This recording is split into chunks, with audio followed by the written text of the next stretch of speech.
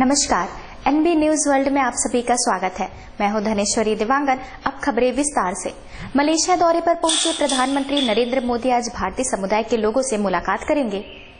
प्रधानमंत्री नरेंद्र मोदी के मलेशिया दौरा का आज दूसरा दिन है। सुबह पीएम मोदी कुआलालंपुर में 10वें ईस्ट एशिया समिट में शामिल हुए। इस अवसर पर अमेरिकी राष्ट्रपति बराक ओबामा भी मौजूद रहे।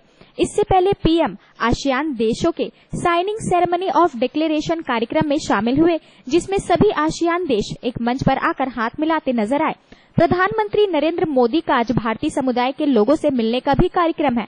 यहाँ भारतीय समुदाय पीएम मोदी के भव्य स्वागत की तैयारी पहले ही कर चुका है। पीएम मोदी उनको संबोधित भी करेंगे।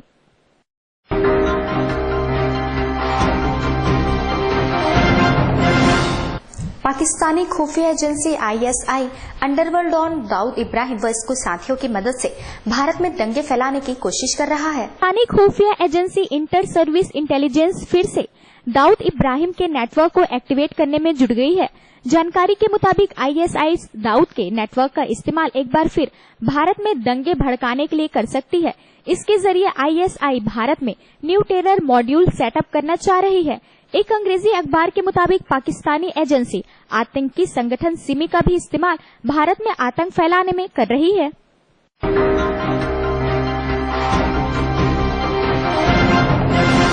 न्यूयॉर्क से इस्तांबुल जा रहे तुर्की एयरलाइंस के विमान में बैठे लोगों की सांस उस वक्त अटक गई जब इस फ्लाइट की इमरजेंसी लैंडिंग अमेरिका के हैलिफैक्स एयरपोर्ट पर कराई गई।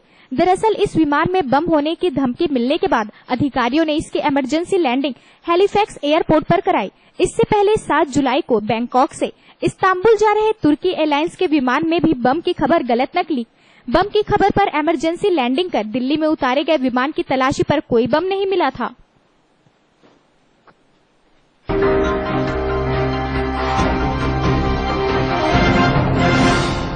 दिल्ली सरकार आज दूसरा कार फ्री डे मनाएगी। इसमें दिल्ली सरकार के मंत्री और पुलिस अधिकारी भी शामिल होंगे। दिल्ली में जाम और प्रदूषण की समस्या से निजात पाने और जागरूकता बढ़ाने के लिए दिल्ली की केजरीवाल सरकार आज दिल्ली के द्वारका इलाके में दूसरा कार फ्री डे मनाएगी। इस मौके पर साइकिल रैली निकाली जाएगी, जिसमें मुख्यमंत्री अरविंद केजरीवाल और दिल्ली सरकार के कैबिनेट मंत्रियों समेत आईएएस अधिकारी भी शामिल होंगे। दिल्ली सरकार ने तय किया है कि दिल्ली में हर महीने की 22 तारीख को वह कार फ्री डे के रूप में मनाएगी। इससे पहले 22 अक्टूबर को लाल किले से लेकर इंडिया गेट तक कार फ्री डे मनाया गया था।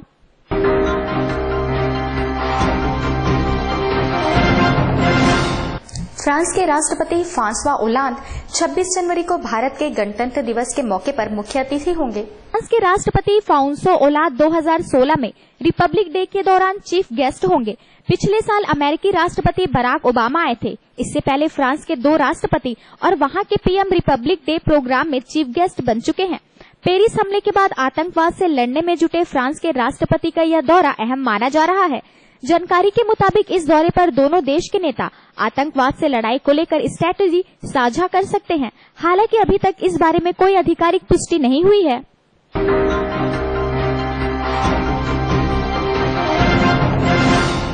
समाजवादी पार्टी के मुखिया मुलायम सिंह यादव का रविवार को जन्मदिन है। मुलायम ने शनिवार को अपने गांव सफाई में शाही अंदाज में अपना 76वां जन्मदिन का जश्न मनाया। इस मौके पर एक बार फिर अमर प्रेम दिखा।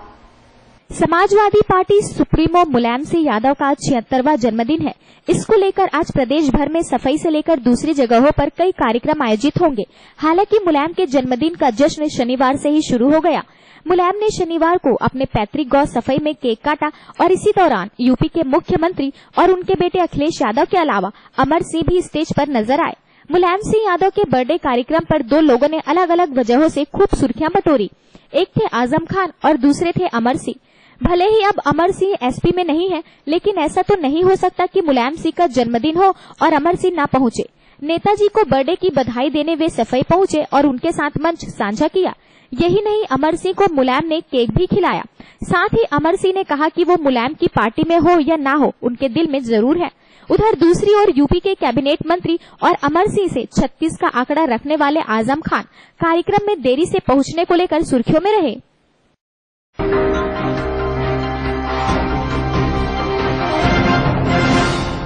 गुजरात में निकाय चुनाव के तहत वोटिंग जारी है। सुबह से ही मतदान के लिए भारी संख्या में लोग पहुंच गए हैं। गुजरात में निकाय चुनावों का पहला दौर आज शुरू हो रहा है। राज्य में अहमदाबाद, सूरत, वडोदरा, राजकोट, भावनगर और जामनगर महानगर पालिकाओं के लिए वोट डाले जा रहे हैं। पहले चरण में सिर्फ शहरी इलाकों में चुनाव हो रहे हैं, जबकि दूसरे चरण में 29 नवंबर को नगर पालिका, जिला और तहसील पंचायतों के लिए वोट डाले जाएंगे। ये चुनाव मुख्यमंत्री आनंदीबेन पटेल के लिए बेहद महत्वपूर्ण है। नरेंद्र मोदी के प्रधानमंत्री बनने के बाद वो मुख्यमंत्री बनी थी और ये पिछले 15 साल में पहली बार है कि नरेंद्र मोदी की गैर मौजूदगी में राज्य के बड़े चुनाव हो रहे हैं।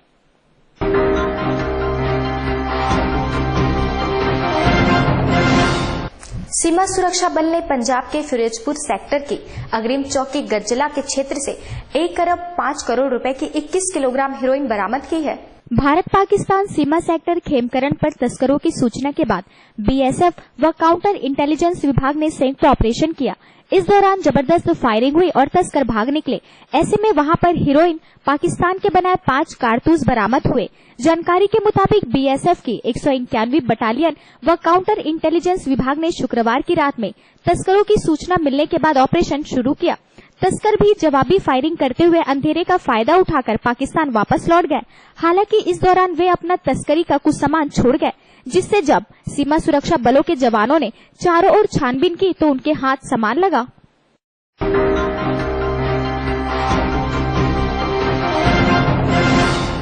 केंद्रीय खाद्य एवं उपभोक्ता संरक्षण मंत्री रामविलास पासवान ने राज्य की सरकार को नई बोतल में पुरानी सरकार करार दिया है।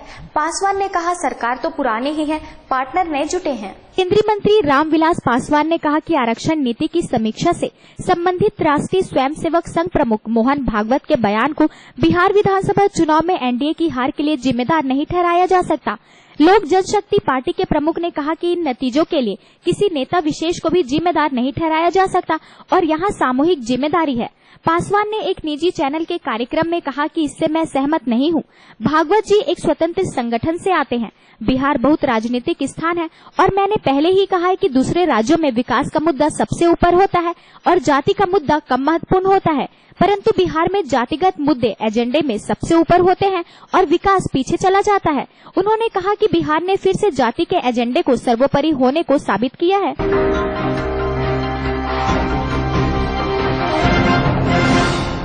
उत्तरी म्यांमार के एक जेट खान में भूस्खलन से लगभग 60 लोगों की मौत हो गई। उत्तरी म्यांमार में पन्ने के खदान के समीप भूस्खलन होने से करीब 60 लोगों की मौत हो गई तथा 100 से ज्यादा लोग लापता हैं। एक स्थानीय सामुदायिक नेता ने बताया कि लापता लोगों में से ज्यादातर लोग ग्रामीण हैं। यह भूस्खलन कल दोपहर काचीन राज्य में हुआ। उन्होंने बताया कि 50 से 60 शव मलबे से निकाले जा चुके हैं और 100 से अधिक लोग लापता हैं। भूस्खलन जहां हुआ वहां विश्व के सर्वोत्तम गुणवत्ता वाले पन्ने पाए जाते हैं, जिसके कारोबार से म्यांमार में हर साल अरबों डॉलर की राशि आती है।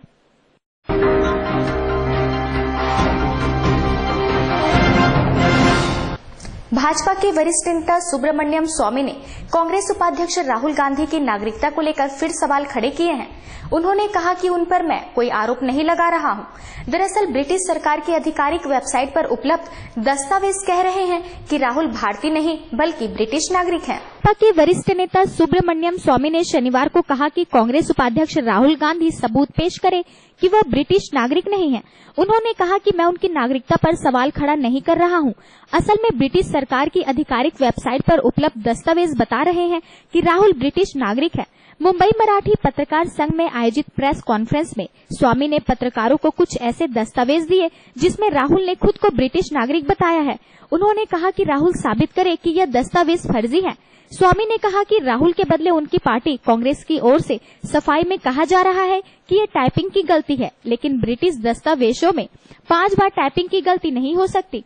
स्वामी ने कहा कि ब्रिटेन में बैकऑप्स प्राइवेट लिमिटेड कंपनी नाम की इस कंपनी में राहुल निदेशक और सेक्रेटरी हैं। इसमें राहुल ने खुद को ब्रिटिश नागरिक बताया है।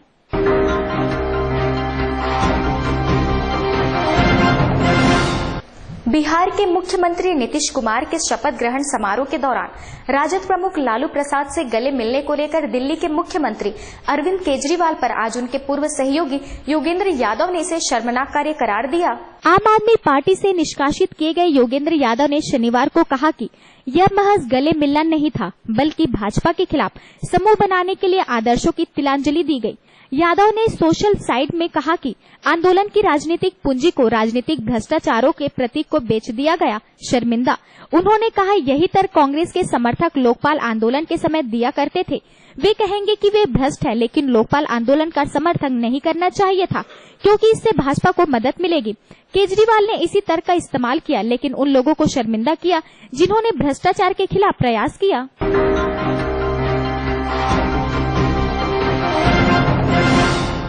छत्तीसगढ़ के नक्सल प्रभावित सुकमा जिले में सुरक्षा बलों ने बड़ी कार्यवाही कर 4 महिला नक्सलियों को मार गिराया तथा घटना स्थल से हथियार भी बरामद किए हैं। छत्तीसगढ़ में सुरक्षा बलों को नक्सलियों के खिलाफ बड़ी कामयाबी मिली है।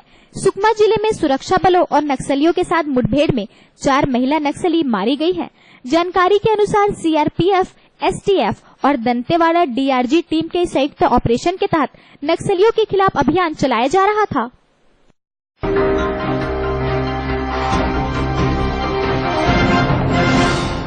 भारतीय स्टेट बैंक की अगुवाई वाला 17 बैंकों का कंसोर्टियम विजय माल्या की बंद पड़ी किंगफिशर एयरलाइंस की संपत्तियों को नीलाम करेगा। शनिवार को बंद हो चुकी किंगफिशर एयरलाइंस को लेकर भारतीय स्टेट बैंक के नेतृत्व में 17 बैंकों ने उनकी परिसंपत्तियों की बिक्री करने का फैसला किया है। नीलामी के कारण के बारे में बताया गया कि इसके जरिए किंगफिशर से करीब 8,000 करोड़ रुपए की बकाया राशि का कुछ हिस्सा वसूला जा सकेगा। यह वह बकाया राशि है जिसका जनवरी 2013 से भुगतान नहीं हो सका है। एयरलाइंस की परिसंपत्तियों की नीलामी 7 दिसंबर को होनी है। इस नीलामी में विमानन कंपनी के उपकरण और चल परिसंपत्तियों को शामिल किया जाएगा।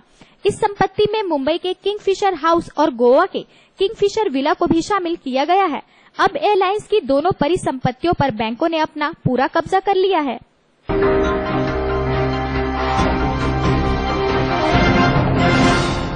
छत्तीसगढ़ के खेल मंत्री भैयालाल राजवाड़े पर दुर्ग के फैक्ट्री मालिक द्वारा 5 लाख की मांग के आरोप पर प्रतिक्रिया व्यक्त करते हुए प्रदेश कांग्रेस के महामंत्री और मीडिया विभाग के अध्यक्ष शैलेश नितिन द्विवेदी ने कहा कि इस मामले से स्पष्ट हो गया कि पूरे प्रदेश में उद्योगपतियों और व्यापार के भया दोहन का एक तंत्र काम कर रहा है। भाजपा सरकार और सरकार में बैठे हुए लोग प्रदेश का औद्योगिक और व्यावसायिक वातावरण खराब कर रहे हैं। डरा धमकाकर उद्यमियों का शोषण और भया दोहन आम बात बन चुका है। फैक्ट्री मालिक ने आरोप लगाया है कि भैयालाल राजवाड़े के पीए ने 5 लाख रुपए की मांग की है। पैसे न देने पर मंत्री खुद छापा मारने Raipur power and steel factory में पहुंचे थे। छापा मारना और जांच करना जिन अधिकारियों का कर्तव्य है, वो क्या कर रहे हैं जो मंत्री को छापा मारने जाना पड़ा? वे अधिकारी क्यों नहीं अपना कर्तव्य निभा रहे हैं? मंत्री को क्यों मैदान में उतरना पड़ा? उन्होंने ये भी आरोप लगाया है कि मंत्री बड़ी संख्या में भाजपा कार्यकर्ताओं को लेकर फैक्ट्री पहुंचे। शैलेश नितिन द्विवेदी ने मांग की है कि मंत्री भैयालाल राजवाड़े के खिलाफ इस मामले में कड़ी कार्यवाही की जाए। इस मामले की उच्च स्तरीय जांच आवश्यक है और मंत्री को बर्खास्त किया जाए। भारतीय जनता पार्टी सरकार के मंत्री भैयालाल राजवाड़े एक फैक्ट्री में इंस्पेक्शन करने गए। इंस्पेक्शन करने का काम अधिकारियों का होता है, इंस्पेक्शन करने का काम मंत्रियों का नहीं होता है। उसके पहले मंत्री का पीए उस फैक्ट्री के संचालक को फोन करता है, पैसे की मांग करता है। भारतीय जनता पार्टी के कार्यकर्ता मंत्री के साथ जाते हैं उस फैक्ट्री में। ये सारी बातें घोर विवादास्पद हैं। इस मामले की उच्च स्तरीय जांच होनी चाहिए और मंत्री को तत्काल अपने पद से त्यागपत्र दे देना चाहिए।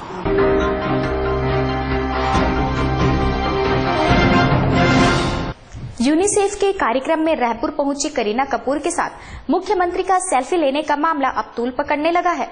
भले ही इस बात का खंडन हो चुका हो, लेकिन कांग्रेस ने इस पर त्वरित अपनी प्रतिक्रिया दे डाली। करीना कपूर के साथ सेल्फी लेने की बात जैसे ही मीडिया में आई, कांग्रेस ने तुरंत इस पर अपनी प्रतिक्रिया देते हुए कहा कि जिस राज्य में किसानों की मौत हो रही हो, वहां के सीएम की ऐसी हरकत शोभा नहीं देती।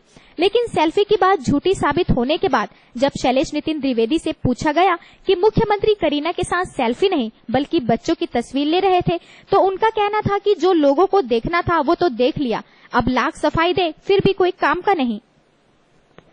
मुख्यमंत्री जी रमन सिंह, इनके मुख्यमंत्रित्व काल में एक बार करीना कपूर को करोड़ों का भुगतान राज्योत्सव में आने के लिए किया जा चुका है। फिर करीना कपूर को बुलाया गया, सरकारी खर्च से बुलाया गया, और करीना कपूर जब मंच पे मुख्यमंत्री रमन सिंह के बगल में मंचासीन थी, तो एप्पल के एक महंगे मोबाइल से मुख्यमंत्री रमन सिंह अभिनेत्री करीना कपूर को बैकग्राउंड में लेकर सेल्फी खींचते हुए देखे गए।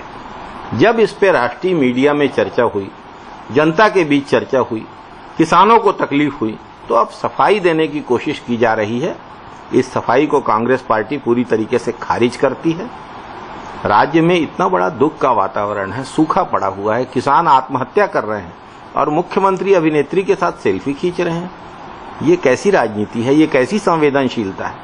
इस सरकार में गरीबों के दुख दर्द की कोई पहचान रह ही नहीं गई है। जब सरकार के मुखिया का ये आचरण है तो सरकार के बारे में कल्पना की जा सकती है। मैं अगर रमन सिंह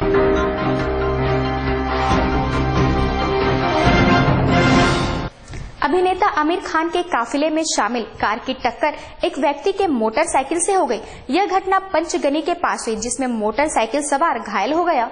एक व्यक्ति उस समय घायल हो गया जब उसकी मोटरसाइकिल पंचगनी के निकट अभिनेता आमिर खान के काफिले में शामिल वाहनों में से एक से टकरा गई। अभिनेता के प्रवक्ता के अनुसार उस व्यक्ति को अस्पताल ले जाया गया। उसकी पहचान होनी बाकी है। प्रवक्ता ने बताया कि कार जिसे यह दुर्घटना हुई वह काफिले में सबसे पीछे थी, जबकि आमिर पहली कार में बैठे थे।